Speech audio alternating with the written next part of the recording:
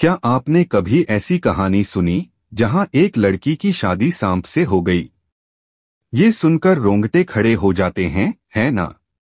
मगर ये कोई खाली ख्याल नहीं, ये एक ऐसी दास्तान है जो दिल को झकझोर देगी, आंखों में आंसू लाएगी और आखिर में इंसाफ की चमक देगी।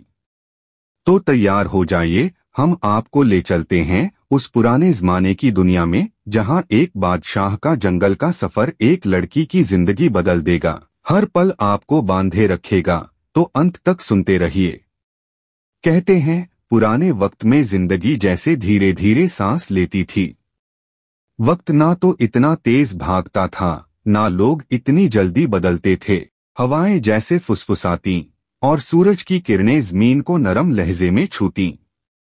उस जमाने में नूरपुर नाम का एक इलाका था, घने जंगलों और हरी भरी वादियों से घिरा। वहां एक आलीशान महल था जहां रहते थे बादशाह जफर खान। उनका नाम इल्म, अक्ल और इंसाफ के लिए दूर दूर तक गूंजता था। जफर खान उम्र करीब 50, लंबा कद, सफेद दाढ़ी और आंखों में तजुर्बे और दर्द की गहराई। वो हर सुबह अपनी रियाया के मसलों पर सोचते और रात को तन्हाई में अपने फैसलों का जायजा लेते। मगर कुछ हफ्तों से उनकी तबीयत में अजीब सी थकान थी।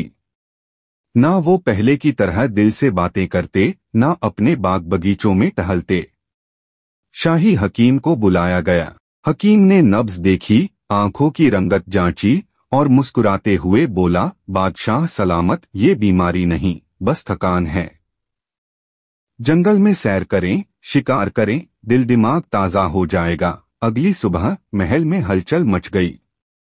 सिपाही तैयार, घोड़े सजे और जफर खान अपने काले शाही घोड़े पर सवार।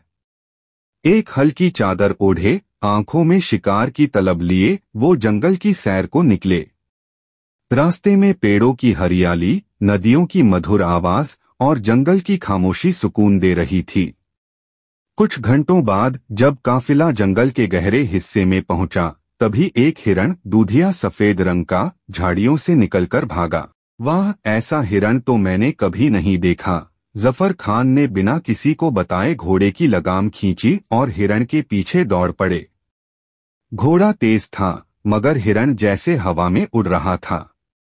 सिपाही पीछे छूट गए और जंगल गहरा हो गया। हिरण तो आंखों से ओझल हो गया, मगर दूर से किसी के रोने की आवाज आई। ये कोई मामूली रोना नहीं था, जैसे कोई टूटकर बिखर रहा हो। जफर खान ठिठक गए। शिकारी का जुनून गायब, अब चेहरे पर शिकन थी। इस वीरान जंगल में कोई लड़की, वो उस आवाज की तरफ बढ़े। झाड़ियों के बीच एक लड़की दिखी। उम्र करीब 21, दुल्हन के लिबास में, चेहरा काजल से बिखरा, माथे पर मांगटिका, गले में हार, हाथों में चूड़ियां, मगर हालत बदहवास। वो भागते भागते एक पत्थर से टकराई और औंधे मुंह गिर पड़ी। जफर खान ने घोड़े से उतरकर उसे उठाया, पानी पिलाया और पूछा, बेटी क्या हुआ? तुम कौन हो? जंगल में ये दुल्हन का लिबास, लड़की हांफते हुए कांपती आवाज में बोली, बचाइए, वो लोग मुझे मार डालेंगे। कौन लोग? किससे भाग रही हो? लड़की ने डरते हुए इधर उधर देखा, जैसे कोई उसका पीछा कर रहा हो। मुझे जाने दीजिए, मुझे बादशाह से मिलना है। मेरी शादी एक सांप के साथ कर दी गई है। जफर खान के चेहरे पर हैरानी की लकीरें खिंच गईं। सिपाही एक दूसरे का मुंह देखने लगे। सांप के साथ? ये क्या कह रही हो? लड़की टूटकर रो पड़ी। वो कोई आम सांप नहीं। हर रात आता है, मेरे जिस्म को नोचता है, खरोंचता है, काटता है। उसने आस्तीन उठाई, कंधे से बाजू तक गहरे जख्म, जैसे किसी नुकीली चीज ने बार बार चीरा हो। जफ खान ने उसे शांत किया, अपने चोगे से ढांपा और बोले, तुम अब महफूज हो। मेरा वादा है, तुम्हारा मसला हल होगा। लड़की ने कांपते हुए कहा, मुझे बादशाह से मिलना है। जफर खान मुस्कुराए। बेटी, बादशाह तुम्हारे सामने खड़ा है। मैं ही हूं इस सल्तनत का बादशाह। जफर खान आज शिकार के लिए अकेला निकला था। लड़की की आंखें हैरानी से फैल गईं। वो उसे ऊपर नीचे देखने लगी, ना शाही लिबास, ना ताज, ना सिपाही। तभी घोड़ों की टापों की आवाज आई। सिपाही दौड़ते हुए आए। बादशाह सलामत, आप यहाँ। हम परेशान हो गए। लड़की अब समझ गई। तो आप वाकई बादशाह हैं? जफर खान ने सिर हिलाया। अब खुलकर बताओ, क्या माजरा है? लड़की रोते हुए बोली, मेरे रिश्तेदारों ने मेरी सुनवाई नहीं की। उन्होंने मेरी शादी एक सांप से कर दी, जो हर रात आता है और मुझे तड़पाता है। बचाइए। जफर खान ने उसके सिर पर हाथ रखा। तुम अब सुरक्षित हो। घर जाओ, मैं जल्द तुम्हारे गांव आऊंगा और सब देखूंगा। लड़की उठी, आंखों में उम्मीद मगर दिल में डर। वो चली गई और जफर खान महल लौट आए। सूरज ढल रहा था। महल की मीनारों पर आखिरी किरणें थकी सी टिकी थीं। महल में मलिका नूरजहां ने जफर खान की खामोशी पढ़ ली। बादशाह सलामत, आपकी आंखों में वो रोशनी नहीं। जफर खान ने जंगल का सारा वाकया सुनाया, हिरण का पीछा, लड़की की चीख और सांप की बात। मलिका हैरान, शादी सांप के साथ? ये कैसी बात? अगर सांप डसता तो वो कैसे होती? जफर खान बोले, यही सवाल मुझे चैन नहीं लेने दे रहा। लड़की के जख्म झूठ नहीं लगते। मलिका ने कहा, इसके पीछे कोई इंसानी जुल्म है। आपको तह तक जाना होगा। रात को जफर खान ने अपने 3 भरोसेमंद सिपाहियों अली, बशीर और कमाल को बुलाया। जंगल में जाओ, उस लड़की का घर ढूंढो और हर बात पता करो। आधी रात से पहले लौटना। सिपाही चांदनी में निकल पड़े। जंगल की पत्तियों से छनती रोशनी में उन्हें कुछ झोपड़ियां दिखीं। एक बूढ़ा आदमी कंधे पर थैला लिए आखिरी झोपड़ी में दाखिल हुआ। तभी एक चीख गूंजी।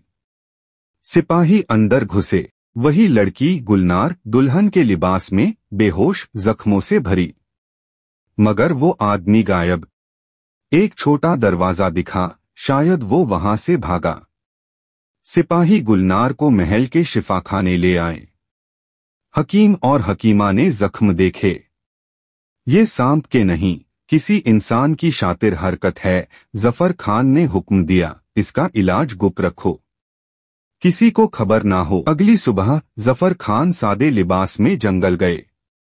एक बूढ़े बाबा जलील ने बताया कि गुलनार के माँ बाप की लड़ाई में मौत हो गई।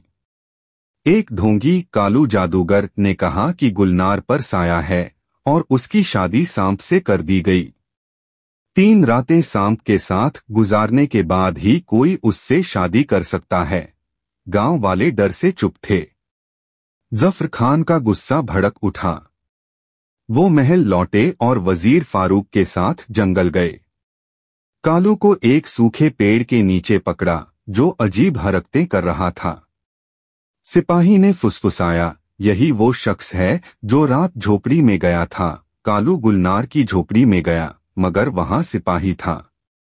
कालू घबरा गया। तू कौन? जफर खान गरजे, मैं वो हूं जो तेरी कहानी खत्म करेगा।